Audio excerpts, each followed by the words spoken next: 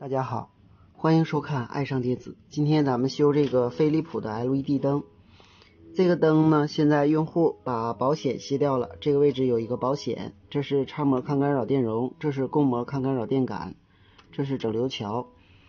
现在呢，它的 PFC 功率管已经击穿了，这个就是它的 PFC 电感，这个是输出的二极管，这个是 PFC 功率管，现在已经击穿了。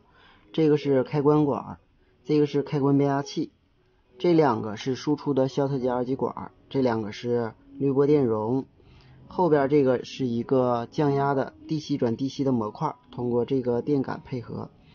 另外后边还有两个恒流源芯片，这个是一个主控，主要是用来遥控的。现在这个 FAN6921是完全损坏了，我们可以测量一下，现在它的供电引脚和地是击穿状态，另外这个位置的 PFC 功率管也已经击穿了，我们可以测量一下，完全击穿。另外呢，它的原极对地应该是有一个电流取样电阻，也已经开路了。好，下面我们就把保险和损坏元件换上。另外呢，用户还把这个大的滤波电容给拿下去了。现在呢是功率管、芯片包括驱动电阻都已经损坏了。下面我们逐一给它换上。先上一个保险，保险换完以后，我们再把这个450伏耐压100微法的电容给它换上。电容换完以后，我们再把功率管给它卸下来。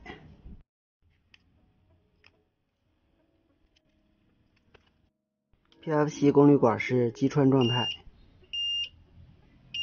在它的山脊有一个磁芯是抗干扰的，找一个同型号的功率管给它换上就可以了。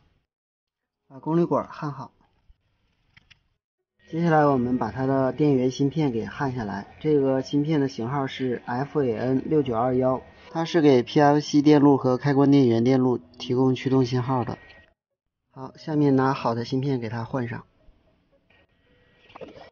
好，芯片上完了，我们看输出是否正常。这个输出应该为28伏，正常的。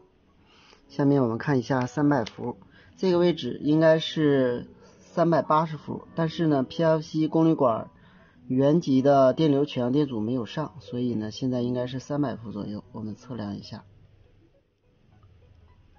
，297正常。下面我们把功率管的原极电阻上。这个原极电阻是 0.22 欧的，我们找一个给它换上。到这里就完全修好了，换了一个 FAN6921，一个稳压管，几个驱动电阻，还有一个功率管，一个保险和大的滤波电容。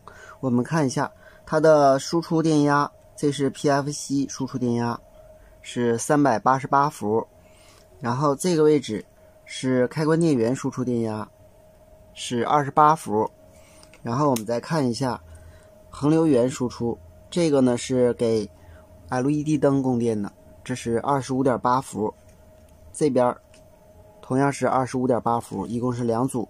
另外这个位置还有一个12伏，这个滤波电容就是12伏滤波电容，我们看完全正常。这里还有一个5伏供电，是给单片机供电的，我们测量一下，5伏非常标准。如果有想了解具体的 FAN6921各引脚电压的朋友，可以看我往期视频。好，今天咱们就到这里，谢谢大家，再见。